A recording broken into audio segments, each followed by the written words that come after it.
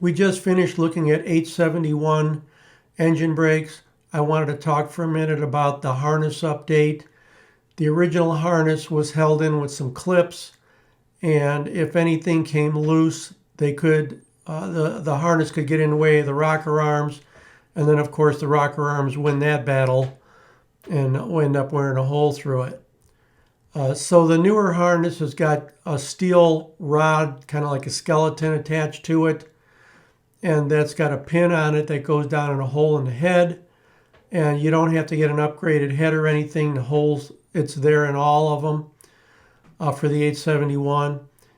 And then also there's a bracket that's part of that spine that I just talked about. And you have to buy a double-ended stud and then a cap nut that goes on. You have to take one bolt out of the rocker shaft and then put this stud in the rocker shaft, torque it, and then you put the harness over and then the nut. And then it still comes through the head to the outside world, the harness plug held on by a thin snap ring. And this harness you're going to see has only 2 pins in it because it's a 2 Solenoid Jake. So let's take a look. So here's our harness part number 4331263. This is the 2 Solenoid Jake harness under the cover. Here is our stud of 4336706 and the nuts of 3902662. This is that bracket I told you about that goes over the stud and keeps that harness from rubbing anything on one end. And here's the pin on the other end that goes down in the head and keeps it from rubbing. Last, we have the plug that comes through the valve cover, and this is 2 pins. You can see the 2 pins in there. It's held in with a snap ring, and the outside harness plugs into it.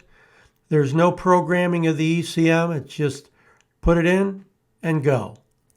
You might be wondering, if there's only 2 terminals in that plug, how do we ground those solenoids?